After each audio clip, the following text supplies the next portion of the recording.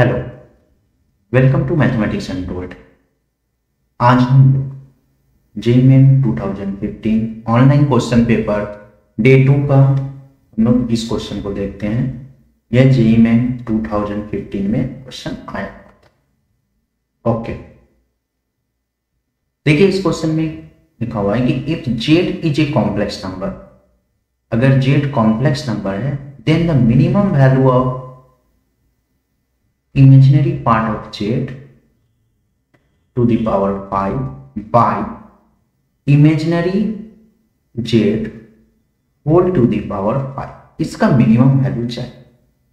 अगर आपको z जो है वो z का पावर अगर ज्यादा दिखे, ऐसे तो कॉम्प्लेक्स नंबर कार्टेशियन फॉर्म में z इज इक्वल टू एक्स प्लस आई वाई के फॉर्म में होता है, लेकिन अगर आपको z का पावर 1 से ज्यादा दिखे तो 1 2 से ज्यादा दिखे, ठीक है, जैसे कि यहाँ पे z का पावर 5, तो फिर आपको कार्टेशियन फॉर्म में कॉम्प्लेक्स नंबर को लेट नहीं करना, तब जाकर आपको वहां पर कॉम्प्लेक्स नंबर को पोलर फॉर्म में लेट करना। तो हम लोग यहाँ पर पोलर फॉर्म में लेट करेंगे। ओके, चलिए देखिए क्वेश्चन को पहले हम लोग ये सब वैल्यू फाइंड कर लेते हैं, उसके बाद मिनिमम वैल्यू पर बात करेंगे। पहले लेट, जो मेरा कॉम्प्लेक्स नंबर है वो हम लोग लेट करें। कॉम्प्लेक्स नंबर होगा r cos theta plus i sin theta, ये पोलर फॉर्म है कॉम्प्लेक्स नंबर का ये फॉर्म। ओके, नाउ अब जो r है वो है आपका मॉड z, मतलब कि इस z का मॉडुलस है, और थीटा जो है वो आर्गुमेंट है। ओके, अब हम लोग इमेजिनरी z फाइंड कर लेते हैं कि इमेजिनरी z कितना होगा। वो रियल इमेजिनरी पार्ट होगा जो i का टर्म होगा, और यहाँ से r को भी मल्टीप्लाई करना पड़ेगा, डेट इज इमेजिनरी z हो जाएगा r साइन थीटा। ओके, तो ये इमेजिनरी z निकल गया, और z to the power 5 find कर लेते हैं। z to the power 5 r cos theta plus i sine theta whole to the power 5 by De Morgan's theorem. हम लोग जानते हैं, पहले तो हमें एक चाहिए, r to the power 5 cos theta plus i sin theta whole to the power 5। Now by De Morgan's theorem इस लाइन के बाद हम लोग लिख सकते हैं cos 5 theta plus i sin 5 theta, ये बाय डी मॉर्गस थ्योरम से हम लोग ये। ओके, अब हम लोग imaginary z to the power 5 find कर लेते हैं, उसका वैल्यू हो जाएगा r to the power 5 sine 5 theta. Okay, now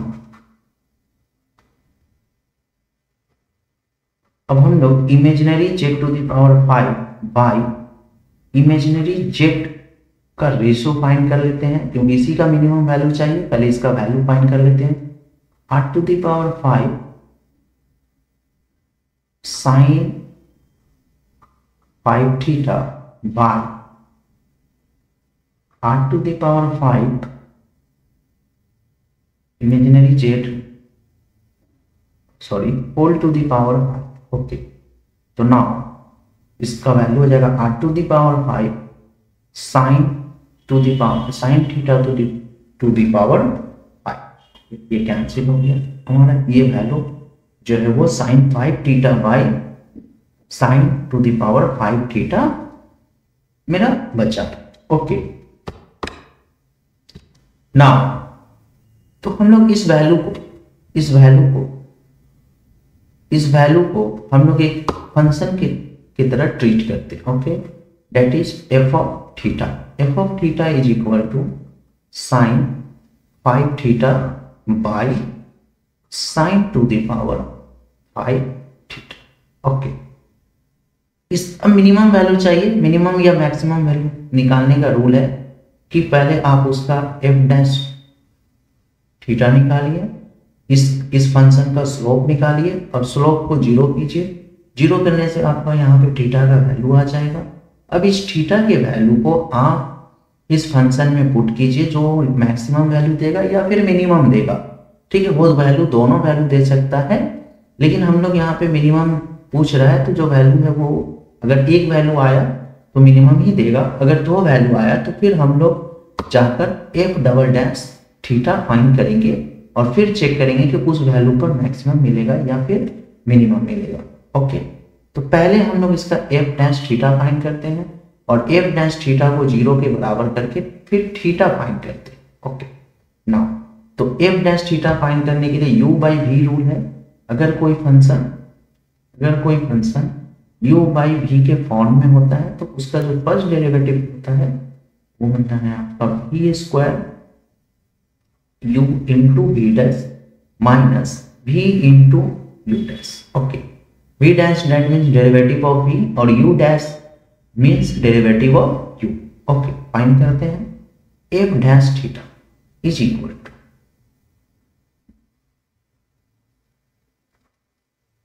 sine to the power theta whole square.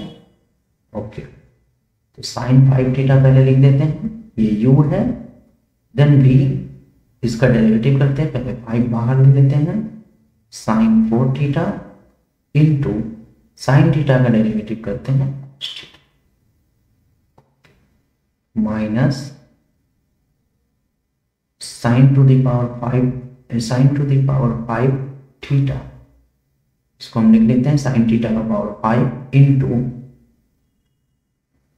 अब आ जाते हैं sine 5 theta that is the cos 5 theta into sine 5 theta हो गया और 5 थीटा का भी चैन रूल से डेरिवेटिव होगा दैट इज 5। ओके, अब हम लोग एफ डैश थीटा को 0 करते हैं, 0 करने से ये डिनोमिनेटर 0 हो जाए, डिनोमिनेटर हट जाएगा, सिर्फ न्यूमरेटर 0 बचेगा। तो न्यूमरेटर में हम लोग पहले इसको लिखते हैं 5 sine 5 theta into sine to the power 4 theta into cos theta minus 5 sine to the power 5 theta into cos 5 theta equal to 0। Okay, यहां से कॉमन लेते हैं, 5 कॉमन है, फिर sine to the power 4 theta common है, बचा क्या sine 5 theta into cos theta minus यहां से साइन का पावर 4 टाइम्स कॉमन हो गया है, देन यहां साइन थीटा बचेगा into cos 5 theta. Okay, is equal to 0। That implies यहाँ पे लिख सकते हैं कि साइन 4 थीटा भी 0 होगा और ये वैल्यू भी 0 होगा। Okay,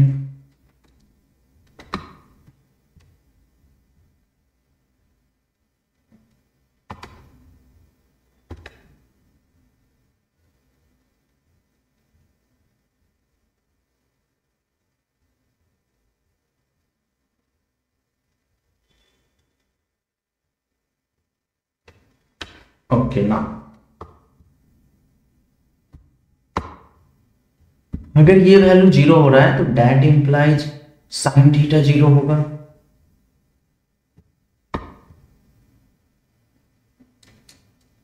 that implies sine theta यहां से 0 हो जाएगा, दैट इंप्लाइज थीटा 0 हो जाएगा। ओके, थीटा 0 हो गया। अब हम लोग इस टर्म को लेकर सॉल्व करते हैं।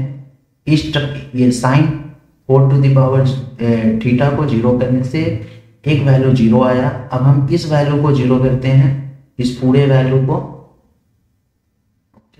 Sine 5 theta into cos theta minus cos 5 theta into sine theta equal to 0। देखिए यहाँ पे हम कंपाउंड एंगल का फॉर्मूला लगा सकते हैं, that is sine 5 theta minus theta का ये फॉर्मूला है। ओके, ये फॉर्मूला है और आप इसको इक्वल टू करके भी वैल्यू फाइंड कर सकते हैं। ठीक है, तो आपका यहाँ पर एक ये हो सकता है, मैं चेक कर ले रहा हूँ। हाँ, आप इस तरह से कर सकते हैं या फिर एक और तरीका है। ठीक है, देख लेते हैं। यहाँ पर आया sine 4 theta, sine 4 theta equal to 0, तो यहाँ पर थीटा इज इक्वल टू क्या आएगा 0 आएगा। ओके, थीटा यहाँ पे, अब देखिए अगर आप इस तरह से जीरो लिखते हैं तो फिर आपको जनरल सॉल्यूशन पर भी ध्यान देना पड़ेगा। चलिए हम ग्राफ बनाते हैं पहले साइन थीटा का।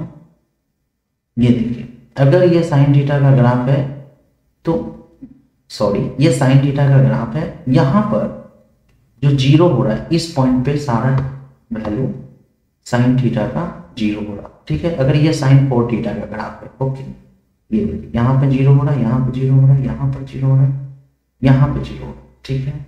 तो हम लोग जनरल सॉल्यूशन पर भी बात कर लेते हैं। और कॉम्प्लेक्स नंबर में जो थीटा होता है वो 0 और 2 पाई के बीच में होता है, ठीक है।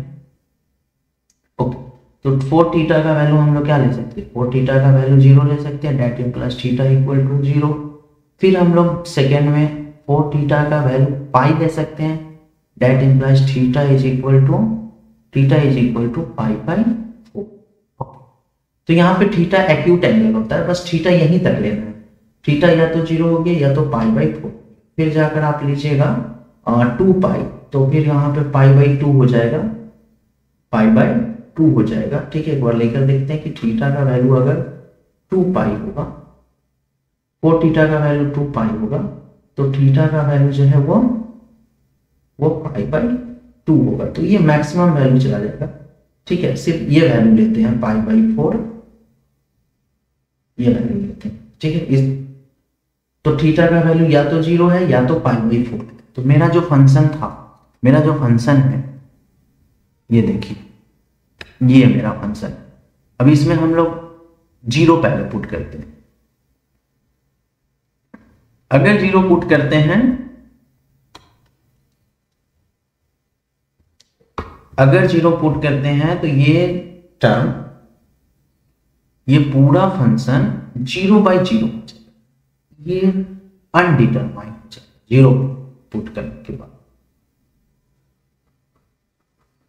ठीक है। ये अनडिटरमाइंड हो जाएगा, इसलिए हम लोग यहाँ पे थीटा का वैल्यू पाई बाई 4 पुट करेंगे। तो हमारा क्या आएगा, sine 5 pi by 4 by sine pi by 4 whole to the power 5। Okay, sine 5 pi by 4 को सिंप्लीफाई करते हैं। देखिए साइन को साइन में रखना है तो हम इसको ब्रेक कर सकते हैं, पाई प्लस पाई बाई, और यहां पर आपका हो गया, ये वैल्यू हो गया 1/√2, 1/√2 टू द पावर 5। अब साइन पाई बाई 4 जो है ये, अब फिर से यहाँ पे देखिए कि कौन वैल्यू क्या होगा, ये पूरा एंगल जो होता है वो पाई होता है, और पाई बाई 4 अगर इंक्रीज करता है तो मेरा जो थीटा है वो थर्ड कोऑर्डिनेट में चला गया। तो थर्ड कोऑर्डिनेट में साइन जो है वो निगेटिव होता है, फर्स्ट कोऑर्डिनेट में साइन पॉजिटिव होता है, सेकेंड कोऑर्डिनेट में भी साइन पॉजिटिव होता है, और थर्ड कोऑर्डिनेट में निगेटिव होता है। अगर साइन थीटा पाई के साथ है तो हम इसको लिख सकते हैं